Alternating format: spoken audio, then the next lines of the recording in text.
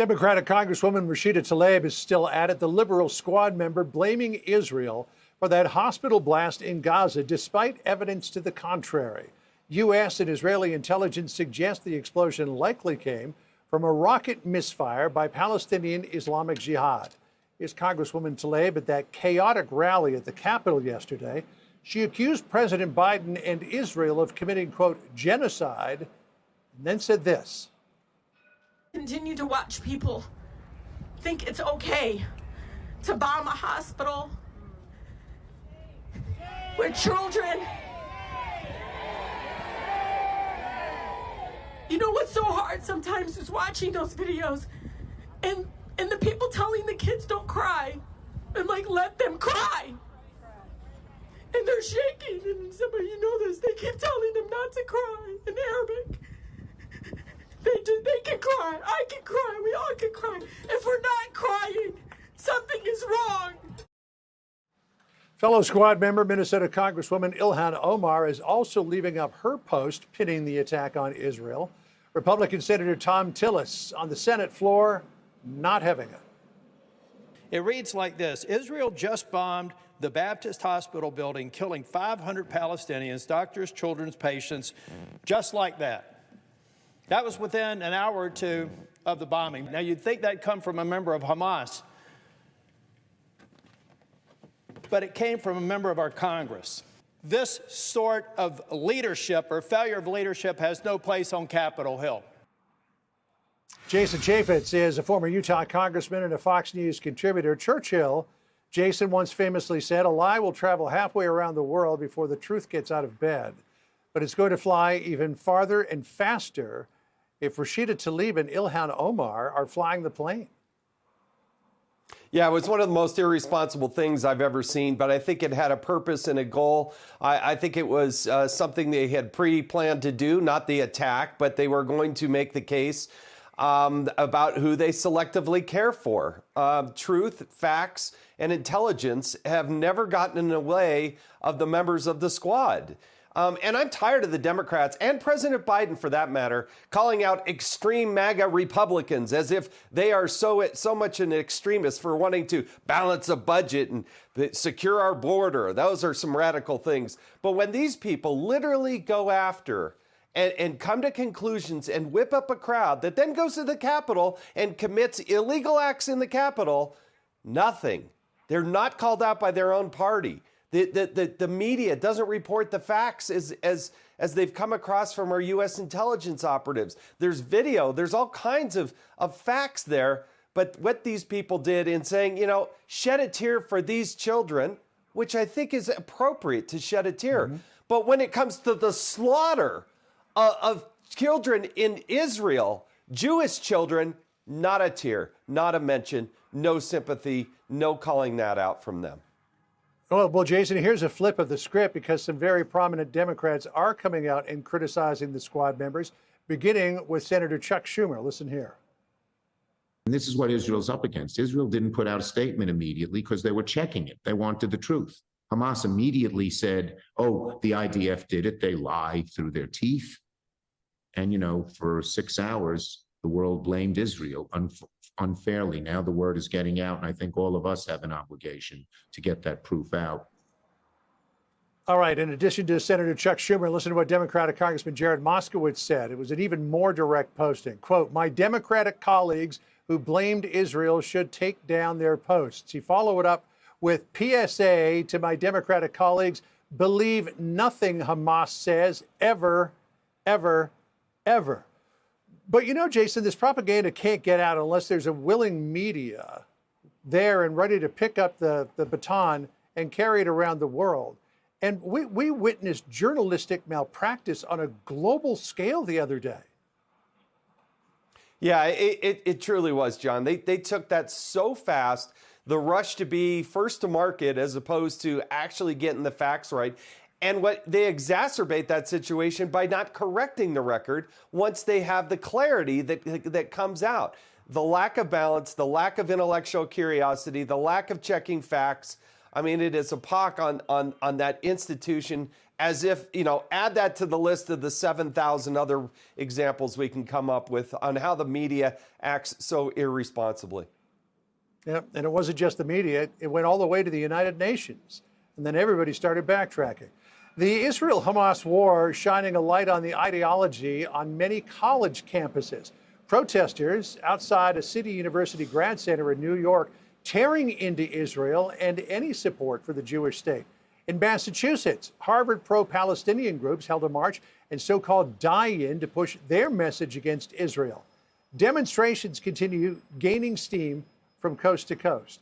And a new op-ed highlights how college students have repeatedly denounced conservative speakers, claiming words are violence, but then they fail to acknowledge real violence in the brutal acts that Hamas committed on the people of Israel. One New York City law firm has had enough. It is rescinding job offers to some students over a letter blaming Israel for the Hamas attacks. The Davis Polk law firm writing, quote, "These statements are simply contrary to our firm's values, and we thus concluded that rescinding these offers was appropriate in upholding our responsibility to provide a safe and inclusive work environment for all of our employees."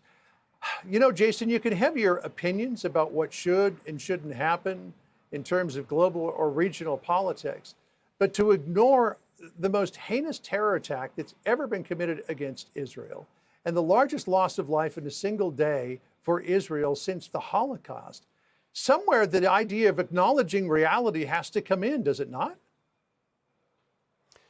You would hope, you would think. I mean, I think we have a big, major problems at our universities across the country.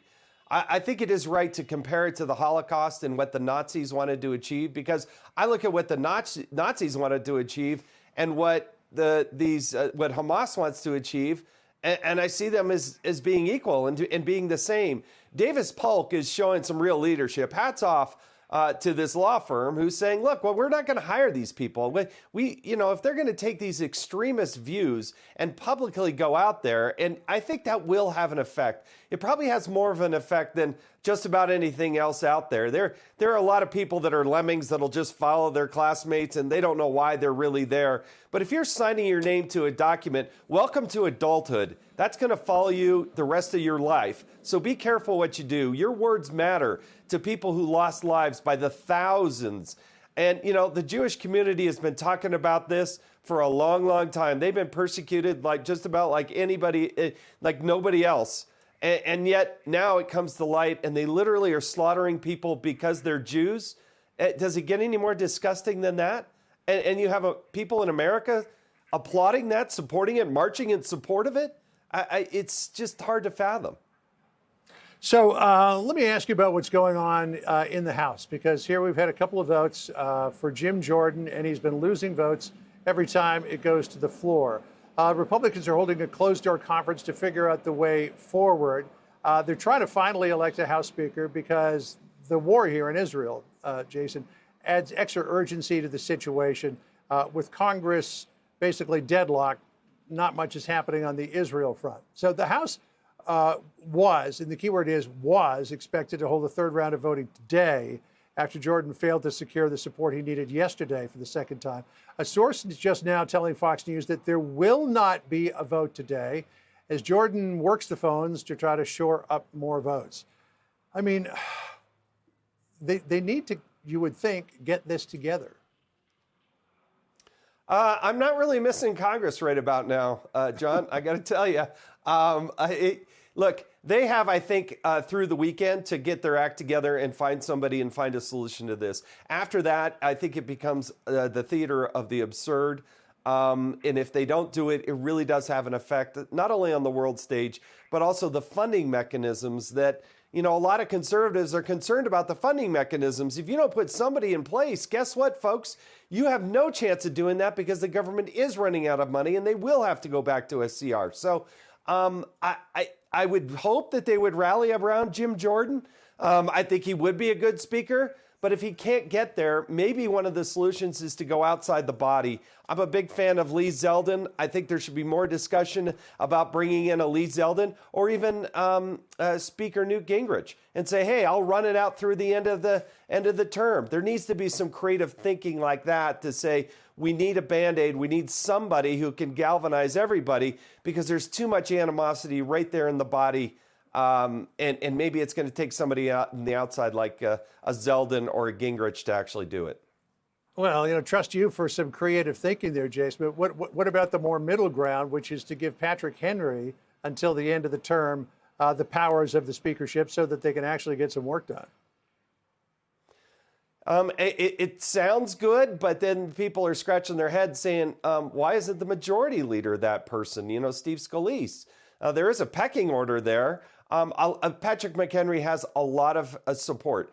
People really like him. They trust him. He's a good man. But I don't know that that's a solution.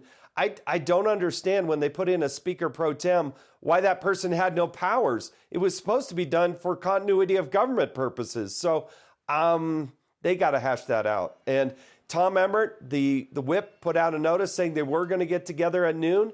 But yeah, we're getting close to noon, and if they're pulling that back, they're going to announce that anytime. Let me ask you this question just before we go, just a real quick answer. If the script were flipped and it was Democrats who were in control of Congress, if Hakeem Jeffries was put up for a vote for Speaker, how long do you think it would take to get to 218? Well, Hakeem Jeffries has now lost 17 races in a row. So 17 times in a row, he's been put up as Speaker and he's lost. So he's kind of already over that threshold. I just don't think one party is going to come in and support another party. I just don't think we're going to get to that point and see it. Maybe we do, but I really doubt it. No, I just meant I think the Democrats would elect a Speaker very quickly if they were in the position that the Republicans are in. Jason, great to see you. Thank you. They haven't had those problems. Yeah. Exactly. Thanks.